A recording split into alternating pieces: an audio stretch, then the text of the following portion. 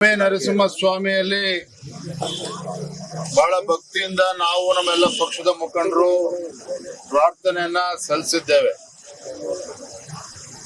ಪ್ರಧಾನಮಂತ್ರಿ ನರೇಂದ್ರ ಮೋದಿಜಿಯವರ ಒಂದು ದಿಟ್ಟ ನಿರ್ಧಾರದಿಂದ ಆಪರೇಷನ್ ಸಿಂಧೂರ್ ಭಯೋತ್ಪಾದಕರನ್ನ ಮಟ್ಟ ಹಾಕಬೇಕು,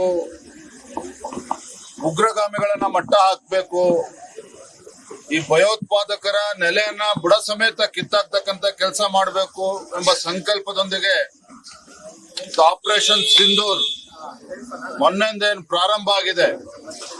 ಇದರಲ್ಲಿ ಭಾರತಕ್ಕೆ ಯಶಸ್ಸು ಸಿಗಬೇಕು, ನಮ್ಮ ಯೋಧರಿಗೆ ಎಲ್ಲ ಒಂದು ಶಕ್ತಿಯನ್ನ ಸಿಗಬೇಕು ಅನ್ನೋ ಒಂದು ಈ ಸಂದರ್ಭದಲ್ಲಿ ನಾವು ಪ್ರಾರ್ಥನೆಯನ್ನು ಕೂಡ ನಾವು ಸಲ್ಲಿಸಿದ್ದೇವೆ. ಇಡೀ ಜಗತ್ತು ಇವತ್ತು ಭಾರತದ ಕಡೆ ನೋಡ್ತಾ ಇದೆ. ಯಾಕೆ ಅಂತ ಹೇಳಿದ್ರೆ ಇವತ್ತು ಭಯೋತ್ಪಾದನೆ ಅಂತಕ್ಕಂಥದ್ದು ಕೇವಲ ಭಾರತಕ್ಕೆ ಸೀಮಿತ ಆಗಿಲ್ಲ. ಇಡೀ ಜಗತ್ತಿನ ಬೇರೆ ಬೇರೆ ದೇಶಗಳನ್ನು ಸಹ ಕಿತ್ತು ತಿಂತಾ ಇರ್ತಕ್ಕಂಥ ಈ ಭಯೋತ್ಪಾದನೆ ಅಂತ್ಯಗೊಳ್ಬೇಕು ಅನ್ನೋ ಪ್ರಾರ್ಥನೆಯನ್ನು ನಾವೆಲ್ಲರೂ ಕೂಡ ಮಾಡಿದ್ದೇವೆ.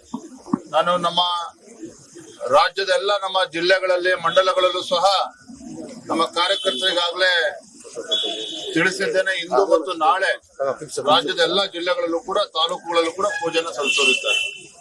ಧನ್ಯವಾದ ಸರ್. ಹಿಂಗೆ ಜೊತೆ ಪ್ರಚೋದಿತ ದಾಳಿ ಆಗಿದೆ ಪಂಜಾಬ್ ಮೇಲೆ ಸಾರ್ವಜನಿಕರಿಸಿದಂತ ಸ್ಥಳಗಳು. ಪಾಕಿಸ್ತಾನ ಕಡೆಯಿಂದ ಏನೇ ದಾಳಿಗಳು ನಡೆದರೂ ಸಹ ಇದನ್ನ ಎದುರಿಸ್ತಕ್ಕಂತ ಶಕ್ತಿ ನಮ್ಮ ಭಾರತ ಸೇನೆಗಿದೆ. ಅದನ್ನು ಎದುರಿಸ್ತಾರೆ.